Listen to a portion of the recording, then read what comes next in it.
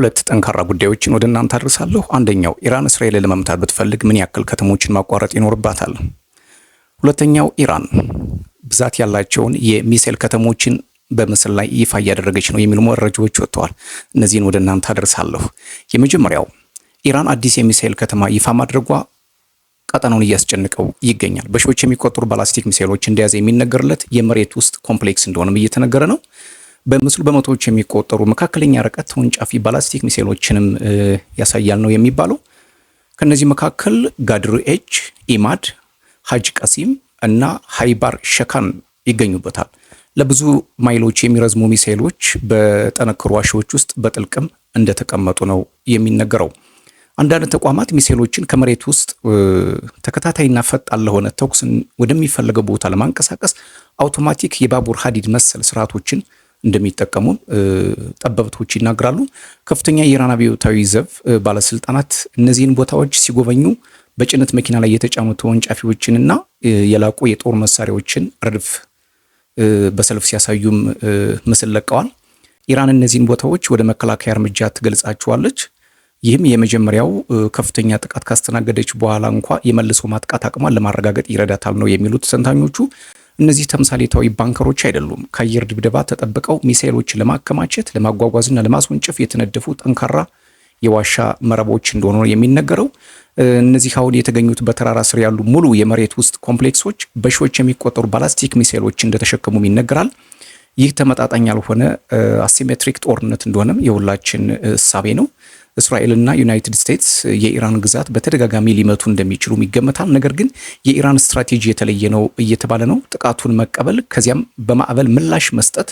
የሚሳኤል መከላከያ የሚወሰነው ደግሞ በአየር ላይ መቃወሚያዎችን ወይም ደግሞ ኢንተርሴፕት ላይ በመሆኑ ኢራን ይሄን የመከላከል አቅሟ ምን ያህል ነው የሚለው የሚታይ ነው። መቃወሚያዎች ደግሞ ውሱን ናቸው። የኢራን ዶክትሪን በብዛት ላይ የተገነባ ይመስላል። የሚሳኤል ብዛት ማለት ነው። በቂ ሚሳኤሎች ከተተኮሱ የላቁ የመከላከያ ዘዴዎች እንኳን መዛላቸው እንደማይቀር ይታወቃል። ሪፖርቶች እንደሚያሳዩት ግን ኢራን እስካሁን የተጠቀመችው ከጦር መሳሪያ ክምችቷ ውስጥ ትንሹን ብቻ እንደሆነ ነው። ሆኖም በሁለተኛው ቀን እስራኤል ከፍተኛ ተጽዕኖ አርፎባታል። ግምቶች እንደሚያሳዩት የኢራን የሚሳኤል ክምችት በሺዎች የሚቆጠር ሲሆን የማምረት አቅሟም የቀጠለ ነው። አሁን የተለያዩ መገናኛ ብዙሃን የሚናገሩት ይህ ስለ ኒውክሌር ጦር መሳሪያ ብቻ እንዳልሆነ ደግሞ መታወቅ ይኖርበታል። ስለ ብዛት፣ ስለ ጽናትና ራስን ስለማስከበር ብሎም ስለ እኩልነት ነው ጦርነቱ የሚካሄደው ትላለች ኢራን። አሁን ይህ ጦርነት ወይም ደግሞ አሁን የኢራን የሚሳኤል ብዛት ስትራቴጂካዊ እውነታውስ ምን ይመስላል ነው።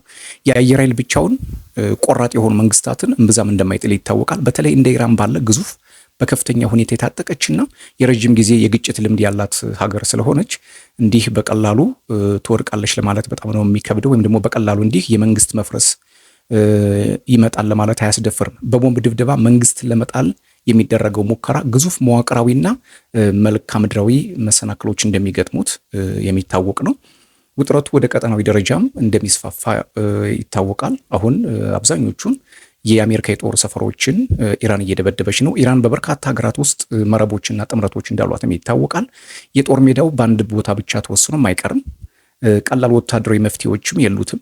እውነተኛው ጥያቄ ግን ይህ ግጭት ካሁን በኋላ ስለ አንድ ጥቃት ወይንም ስለ አንድ የመልሶ ማጥቃት እንዳልሆነ መረዳት ያስፈልጋል። ዘላቂ ነው። ዶናልድ ትራምፕም ጦርነቱ እንደሚቀጥል እየተናገሩ ይገኛሉ። በኢራን የስርዓት ለውጥ እስካልመጣ ድረስ እጃችን አጣጥፈን አንቀመጥም እያሉ ነው ትራምፕ። እስራኤል የመከላከልና የመቃወም ምጣኔዋንም ላልተወሰነ ጊዜ ማስቀጠል ትችላለች ወይ የሚል ጥያቄም ይነሳል። ኢራን በቀጣይ ድብደባ ውስጥ የሚሳኤል ምርትን እና የማስወንጨፍ አቅምን ማስቀጠል ይኖርባታል።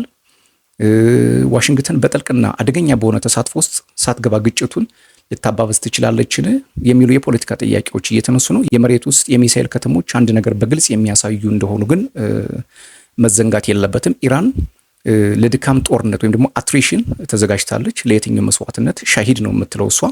ከዋሽንግተንና ከኢየሩሳሌም የሚመጡ ስትራቴጂ ፈጣን ውድቀትን ታሳቢ የሚያደርግ ከሆነ ያ ግምት ከተለየ እውነታ ጋር ሊጋጭም ይችላል። በተራራዎች ስር ከተገነባ በክምችት ከሚለካና ለጽናት ተብሎ ከተነደፈ እውነታ ጋር ጦርነቱ በሁለተኛው ወይንም በሶስተኛው ቀን እንደማይወሰን የታወቀ ነው። ምክንያቱም ጦርነት በዚህ ጊዜ ያልቃል የሚባል ድምዳሜ እንደሌለው ይታወቃል። አሁን ያለው ጦርነት ግን በኢራን በእስራኤልና በአሜሪካ ብቻ የተወሰነ አይደለም። አውሮፓውያንም ዳርዳር እያሉ ነው። እንግሊዝም ለመቀላቀል ኦልሞስት እንግዲህ ተቀላቅላለች ነው የሚባለው። ሌሎች በስውር የሚገቡ የአውሮፓ ሀገራትም አይጠፉም። እስራኤል ወደ ሂዝቦላህ ጥቃት አድርሳለች። ወደ 31 ሰዎች የሚሆኑ ህይወታቸው እንዳለፈ ይነገራል። በኢራን እስካሁን ድረስ የሟቾች ቁጥር ከ555 በላይ እንደሆነም ኢራን የሚወጡ የቀይ ጨረቃ መረጃዎች አመላክተዋል። እንግዲህ ጦርነቱ አሁንም እየተቀጣጠለ ነው። ሳውዲ አረቢያ ከባድ የሆነ የነዳጅ ማጣሪያ ፍንዳታ ደርሶባታል። አንዳንድ የመገናኛ ብዙሃን እንደሚናገሩት ከሁቲ ሊሆን ይችላል ጥቃቱ የደረሰው እያሉ ነው። ነገር ግን እስካሁን ድረስ የጠራ መረጃ የለም። ዙሮም ሳውዲ በጣም ከባድ የሆነ ጥቃት እየደረሰባት እንደሚገኝ መገናኛ ብዙሃን እየተናገሩ ነው።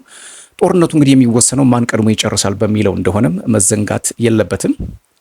ሌላው መረጃ እስራኤል ጋር በሚደረግ ግጭት አንድ ሚሳኤል ከኢራን ተነስቶ ወደ እስራኤል በሚያደርገው ጉዞ ምን ያክል መሰናክሎች እንደሚያጋጥሙት በደንብ መረዳት ያስፈልጋል። እንግዲህ ከኢራን እስከ እስራኤል ያሉ መሰናክሎችን አንድ ባንድ ወደ እናንተ ነው ማድረሰው። እናንተን በመካከል ሰብስክራይብ፣ ላይክ፣ ሼር፣ ኮሜንት ማድረግ እንዳይረሳ። የመጀመሪያው ከፋርስ ባህረ ሰላጤ ላይ ያሉ የአሜሪካ የጦር መርከቦችን ማለፍ ያስፈልጋል። በአዘርባይጃን የሚገኙ የእስራኤል ራዳሮችን መሹለክ ያስፈልጋል። በቱርክሜኒስታን የሚገኙ የእስራኤል ራዳሮችንም መጣስ ያስፈልጋል። በኢራቅ የሚገኙ የአሜሪካ የጦር ሰፈሮች የጸረ አየር መከላከያ ስርዓቶችንም መሹለክ የግድ ያስፈልጋል። በሶሪያ የሚገኘው የጦር ሰፈር የጸረ አየር መከላከያ፣ በሳውዲ አረቢያ የሚገኙ የአሜሪካ ራዳሮች፣ በኳታር የሚገኙ፣ በኢራቅ፣ በኩዌት፣ በተባበሩት አረብ ኤሚሬትስ፣ በባህሬን፣ በኦማን፣ በቱርክ፣ በዮርዳኖስ እንዲሁም ደግሞ በእስራኤል ያሉትን እነዚህም በሙሉ ማለፍ ያስፈልጋል። በዮርዳኖስ ሰማይ ላይ የአሜሪካ ጀቶች አሰፍስፈው እያነፈነፉ ይጠብቃሉ። በእስራኤል ሰማይ ላይ የአሜሪካ ጀቶች በተመሳሳይ በተጠንቀቅ እንደቆሙ ነው። በዮርዳኖስ ሰማይ ላይ ደግሞ በተመሳሳይ የእንግሊዝ ተዋጊ ጀቶች አሁንም አካባቢውን ይጠብቃሉ።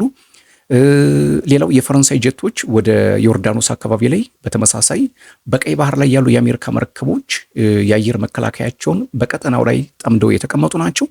በሜዲትራኒያን ባህር ላይ ያሉ የአሜሪካ መርከቦች፣ በቀጠናው የሚገኙ የእንግሊዝ የአየር ጦር ሰፈሮች፣ እነዚህ በሙሉ መሰናክል ናቸው። ኢራን የግድ እስራኤልን ለማጥቃት እነዚህን ሁሉ ማለፍ አለባት። በሚያስገርም ሁኔታ ግን ይሄን ሁሉ አልፋ እስራኤልን እየደበደበች ነው። ምን ያክል አቅም እንዳላት መዘንጋትም አያስፈልግም። የእስራኤልን የአየር ክልል ካለፉ በኋላ ደግሞ ልብ በሉ፣ የእስራኤልን የአየር ክልል ካለፉ በኋላ ደግሞ እጅግ ዘመናዊ የአሜሪካ TPY2 ራዳር አለ። እጅግ ዘመናዊ የአሜሪካ ታድ የሚሳኤል መከላከያ ስርዓትም በተጠንቀቁ ይገኛል። የእስራኤል አሮው 1 እና 2 ቀስት ማለት ነው የሚሳኤል መከላከያ ስርዓትም አለ። ዴቪድ ስሊንግ ወይም ደግሞ የዳዊት ወንጭፍ አለ። አይሮን ዶም አለ። የብረት ድባቡ አለ። እንግዲህ ይሄን ሁሉ ኢራን ተሻግራ እስራኤልን ማጥቃት ይኖርባታል ማለት ነው። በሚያስገርም ሁኔታ ግን አሁንም ድረስ እነዚህን መሰናክሎች አልፋ እንግዲህ እንዴት መግለጽ እንደሚቻል አላውቅም። እነዚህ ላየሮች፣ እነዚህን ድርብርብ አደገኛ የሆኑ ቢያንስ እንኳን መናፍስት እንኳን ሲያልፉ ይቆጣጠራሉ ተብለው የሚገመቱ መሳሪያዎችን አልፋ ነው እንግዲህ ኢራን በእስራኤል ላይ ጥቃት እያደረሰች የሚገኘው። በኳታር፣ በኩዌት፣ በሊባኖስ፣ በሶሪያ፣ በባህሬን፣ በኦማን፣ በተባበሩት አረብ ኤሚሬትስ ይሄን ሁሉ ጥቃት የምታደርሰው እንግዲህ እነዚህን በርካታ የሆኑ የብረት በሮች ሰብራ መሆኑ ሊታወቅ ይገባል። እንደ እውነቱ ከሆነ የኢራን ሚሳኤሎች በዓለም ላይ እጅግ ሰፊ፣ ውድ፣ የላቀና ጥቅጥቅ ያለውን የአየርና የሚሳኤል መከላከያ ስርዓት ሰብረው በመግባት አሁንም በእስራኤል ላይ ጥቃት ማድረሳቸው እጅግ በጣም አስገራሚ ነው። ጦርነቱ አሁን ምን መልክ ይኖረዋል ነው? ማን በአሸናፊነት ይወጣል? ማን ባለድል ይሆናል? ማን ይጎዳል? ማን ይጠቅማል? የሚለው ቀስ እያለ የሚታይ ጉዳይ ነው። ገና ካሁኑ በዓለም ላይ የነዳጅ ዋጋ በጣም እየናረ መጥቷል። ስለዚህ ምን ሊሆን ይችላል? የዓለም ዕጣ ፈንታም የገልፉ ሀገራትስ ዕጣ ፈንታ ምንድን ነው? በአሜሪካና በእስራኤል መካከል፣ በእስራኤል በአሜሪካ በቴህራን መካከል የሚደረገው ግብግብ ሌሎች አካላትንም ሊጠራ ይችላል የሚልም ፍርሃት ከወዲሁ እየጫረ ነው። እነ ሂዝቦላህም እየተነሱ ነው። ሁቲም አለሁ እያለ ነው። ሐማስም መግለጫ ሰጥቷል። በኢራቅ ሚሊሻዎችም እንደዚሁ አለን ደጀነን እያሉ ነው። ነገር ግን አሁን በቀጠናው ላይ ያሉት የኢራን ፕሮክሲስ ወይም ደግሞ አጣማሪዎቿ፣ አጋዦቿ እነዚህን አካላት እስራኤልና አሜሪካን ብሎም አሁን እንግሊዝ ተጨምራለች ያሸንፋሉ ወይ የሚለውን ቀስ ብለን ነው የምናየው። ምክንያቱም ጦርነት በአንድ ጀንበር የሚወሰን አይደለም። ነገር ግን አሁን ኢራን ከፍተኛ የሆነ ጥቃትም እየሰነዘረች ነው። እንዲሁም አንድ የአብዮታዊ ዘብ ዋና ኃላፊ አሁን የተተኩት ማለት ነው እስካሁን ድረስ ደካማ ብረቶችን የተጠቀምነው ከዚህ በኋላ ያለው ይበልጣል የሚል መግለጫ ነው የሰጡት። ሁሉን ነገር አብረን ነው የምናየው። ሌሎች መረጃዎችንም እንዲሁ በየሰዓቱ ወደ እናንተ አደርሳለሁ። ሰብስክራይብ፣ ላይክ፣ ሼር፣ ኮሜንት እያደረጋችሁ ቤተሰብ እንድትሆኑ የአክብሮት ግብዣዬ ነው። ሰላም።